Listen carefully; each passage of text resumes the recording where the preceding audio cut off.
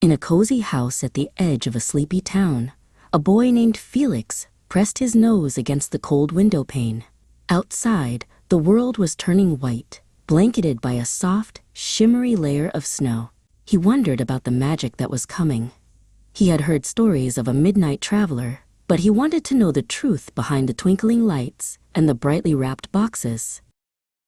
Felix climbed up to the attic, where the air smelled of cedar and old memories.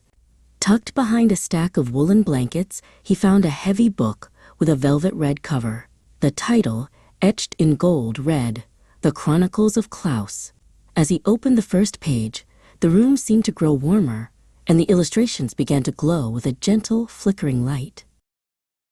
Long ago, in a land of mountains and pine trees, lived a kind man named Klaus. He didn't have much, but he had a heart as wide as the ocean.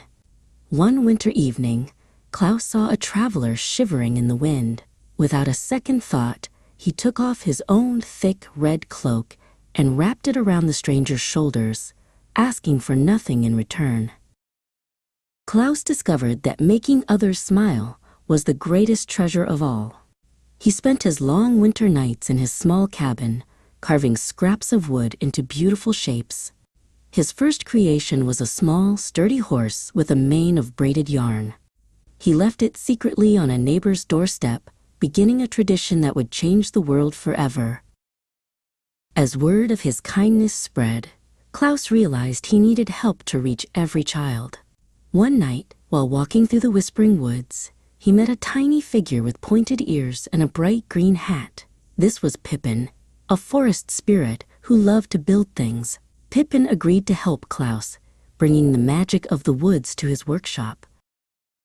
Pippin led Klaus to a hidden valley where the northern lights touched the ground.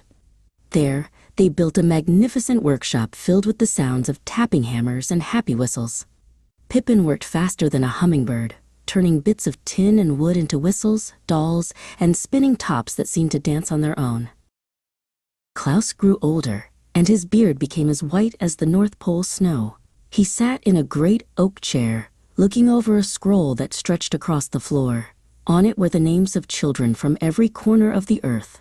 He looked for those who had shown kindness, just as he had, because he knew that a gift given with love was the most powerful magic of all. To deliver the gifts in a single night, Klaus needed a special kind of speed. He befriended a spirited reindeer named Dash, who could leap over the highest clouds. Klaus fitted Dash with a harness of silver bells that jingled with the sound of laughter.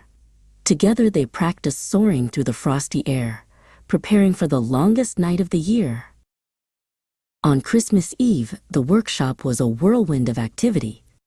Klaus loaded a giant sack into his silver sleigh, which was light enough to float on a breeze but strong enough to carry 1,000,000 dreams. With a whistle and a cheer, he climbed into the driver's seat. The sleigh rose into the sky, leaving a trail of stardust behind it. Down through the chimneys Klaus slid, as quiet as a falling snowflake. He moved through darkened living rooms, placing gifts under decorated trees, and filling stockings by the hearth. He took a quick nibble of a cookie left out for him, a small thank you for his long journey, before disappearing back up into the starry night. Felix finished the last page of the book and looked up. The sun was just beginning to peek over the horizon, painting the snow in shades of pink and gold. He hurried downstairs to find a small, square box wrapped in silver paper sitting under the tree. He realized that the story of Klaus wasn't just about the gifts, but about the joy of being remembered. Felix didn't open his gift right away. Instead, he ran to the kitchen and grabbed a plate of warm muffins his mother had baked. He walked to the house next door and left them for his friend Mina, who had been feeling lonely. As he watched her find them from a distance, Felix felt a warm glow in his chest. He finally understood the true tradition of Christmas. The best gift you can receive is the one you give away.